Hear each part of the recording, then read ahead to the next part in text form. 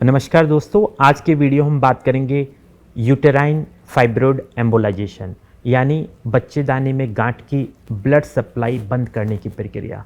हमारे already YouTube पे बहुत सारे वीडियोज़ हैं बच्चेदानी में गांठ के इलाज के बारे में, और पेशेंट राजस्थान ही नहीं बाहर के स्टेट्स के पेशेंट कॉल करते हैं। वो वीडियोज़ या ऑडियो कॉल पे उनका एक होता है कि डॉक्टर साहब इसमें कौन सी दवाई है, वो दवाई हमें कुरियर करवा सकते हैं क्या।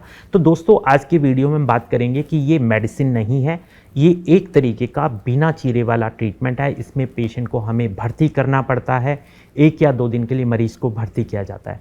तो आज की वीडियो में हम इसी बारे में बात करेंगे, यूटेराइन फाइब्रोइड एम्बोलाइजेशन। तो हमें जानना होगा कि आखिर एम्बोलाइजेशन है क्या, एम्बोलाइजेशन में किया क्या जाता है। तो एम्बोलाइजेशन का मतलब होता है किसी भी एरिया की ब्लड सप्लाई को बंद करने की प्रक्रिया, जिसमें हम उस खून की नस जो कि उस गांठ को या हिस्से को सप्लाई करती है उसकी तह तक पहुंच के उसे हम ऐसी मेडिसिन या ऐसी एम्बोलिक एजेंट जो उस एरिया की ब्लड सप्लाई को बंद करते हैं। ब्लड सप्लाई ना मिलने से चाहे वो गांठ हो या एरिया हो, उस साइज स्वतः ही कम होने लग जाता है और वो डेड हो जाता है। तो आखिर एम्बोलाइजेशन में हम क्या करते हैं। तो यूटेराइन फाइब्रोइड एम्बोलाइजेशन में हमारा जो प्रोटोकॉल रहता है, हम पेशेंट को सबसे पहले ओपीडी, चाहे वो फिजिकल कंसल्टेशन हो या ऑनलाइन कंसल्टेशन हो, हम एक कंसल्टेशन लेते हैं। आफ्टर दैट उनके जो रूटीन इन्वेस्टिगेशन है, जैसे अल्ट्रासाउंड है, ट्रांसवेजाइनल अल्ट्रासाउंड है, या कुछ केसेस में हमें एमआरआई की भी आवश्यकता होती है। तो एक बार अगर हमने पेशेंट सेलेक्ट कर लिया कि ये पेशेंट यूटेराइन फाइब्रोइड एम्बोलाइजेशन के लिए आइडियल कैंडिडेट है, उस पेशेंट को हम लोग पहले दिन शाम को अस्पताल के अंदर भर्ती किया जाता है। आईवी कैनुलेशन, जो ज़रूरी दवाएं हैं वो हम चालू करते हैं, रूटीन इन्वेस्टिगेशन भी करवाए जाते हैं। अगले दिन सुबह सबसे पहले उस पेशेंट को हम लोग कैथ लैब यानी कि जो हमारा ऑपरेशन थिएटर है उसमें ट्रांसफ़र करते हैं। मैं बताना चाहूँगा कि इस प्रक्रिया में किसी भी तरीके की एनेस्थीसिया की ज़रूरत नहीं होती, सिर्फ जांघ का, चाहे वो दाईं जांघ हो, बाईं जांघ या कलाई के रास्ते जो कि हमारा जाने का जरिया होता है, वहाँ पे उस हिस्से को लोकल एनेस्थीसिया द्वारा नम किया जाता है। फिर सोनोग्राफी में देखते हुए उस खून की नस को, जिसके थ्रू हमें अंदर बच्चेदानी की गांठ तक पहुँचना है, उसको सोनोग्राफी में देखते हुए निडल से हम लोग पंक्चर करते हैं। पंक्चर करने के बाद में ये सारा आपको detail side by side animated video में भी हम दिखा रहे हैं। सोनोग्राफी में पंक्चर करने के बाद हम एक पतला वायर डालते हैं और वायर के ऊपर हमारी शीट जो कि एक ट्यूब होती है, हार्डली 1 to 2 mm मोटाई की होती है, ये आप देख रहे हैं वीडियो के अंदर।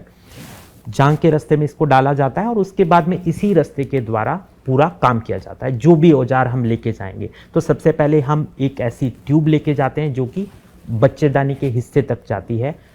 उस बच्चेदानी के हिस्से तक पहुंचने के बाद बच्चेदानी की ब्लड सप्लाई को कंफर्म किया जाता है।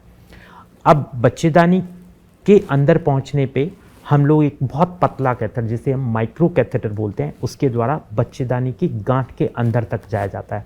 मैं आपको बताना चाहूँगा कि इसमें बच्चेदानी आपकी बिल्कुल सुरक्षित रहती है, इसको किसी भी तरीके का डैमेज नहीं होता। हम सिर्फ गांठ के अंदर जाके उस ब्लड सप्लाई को बंद करते हैं, और बंद करने के लिए हम एक छोटे महीन पार्टिकल, जिसे हम पीवीए पार्टिकल या एम्बोस्फेयर के नाम से जाना जाता है, उसको हम इंजेक्शन के द्वारा डालते हैं।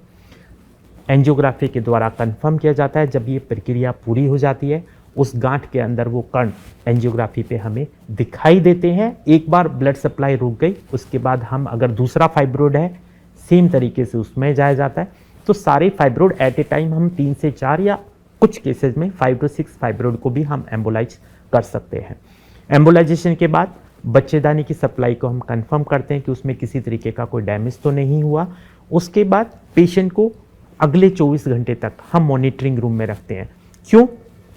क्योंकि बच्चेदानी की गांठ की जब सप्लाई बंद होती है तो पेशेंट को थोड़ा दर्द रहता है, जो कि हर पेशेंट में वेरिएबल रहता है, किसी में 6 घंटे रहेगा, बट अक्सर हम 24 घंटे तक दर्द कम करने वाली दवाएं दे के रखते हैं और उसके बाद में पेशेंट को डिस्चार्ज कर दिया जाता है। एम्बोलाइजेशन के बाद रूटीन जो फॉलोअप होता है हमारा 7 दिन, 28 डेज और 6 मंथ। 6 मंथ होने पे अक्सर हम एमआरआई करा के दोबारा कंफर्म करते हैं कि उसका साइज कम हुआ और कितना हुआ। तो दोस्तों मैं बताना चाहूँगा कि एम्बोलाइजेशन में हम गांठ को निकालते नहीं हैं, हम सिर्फ गांठ की ब्लड सप्लाई बंद कर रहे हैं।